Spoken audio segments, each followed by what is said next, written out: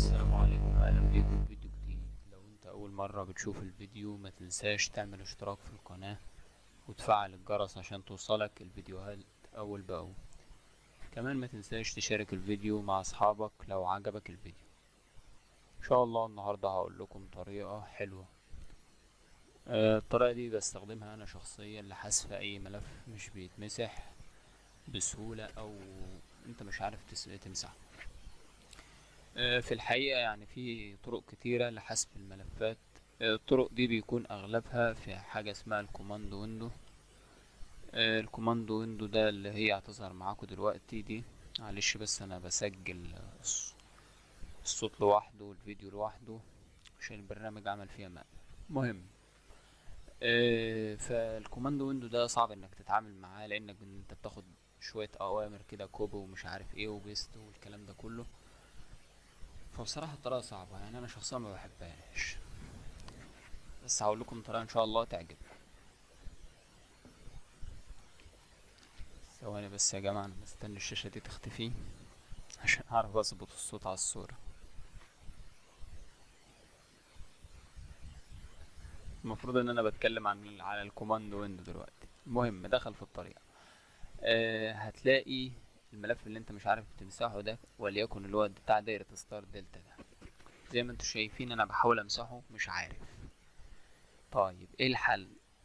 الحل في برنامج اسمه ونرار. البرنامج ده اللي هو بتاع الفك والضغط زي انت ما بتسميه بقى.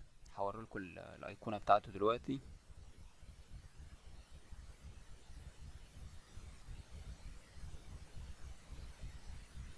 اهي. الايقونة بتاعته دي برنامج لو كتبت في جوجل ونرار اللي هي WINRAR هيجي لك اول رابط حمل منه البرنامج على طول. وهسيب لكم رابط التحميل تحت الفيديو ده لو ما عندكش البرنامج، بس اكيد البرنامج عندك يعني، لان البرنامج ده منتشر جامد ومجانا البرنامج. المهم هنيجي على الملف اللي مش راضي يتمسح، تعمل كليك يمين وهتلاقي عندك 4 خانات اللي هم بتوع البرنامج: اضافة الى الارشيف واللي هي اد تو اركايف. هتختار انت اول واحدة اللي هي اضافة الى الارشيف دي لو الكتاب عندك باللغة العربية. تمام.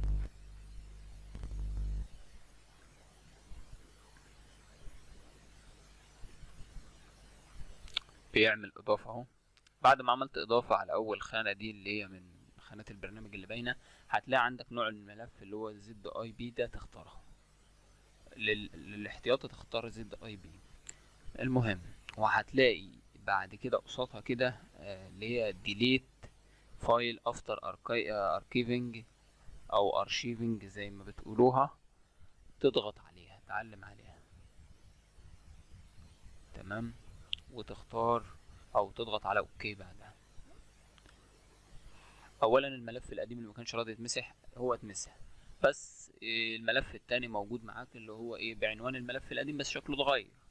هتعمل كليك يمين وتمسحه عادي وخلاص كده الملف اتمسح. يا رب تكون الطريقة عجبتكم، وما تنسوش تعملوا اشتراك في القناة زي ما قلنا، وشكرا ليكم على المشاهدة.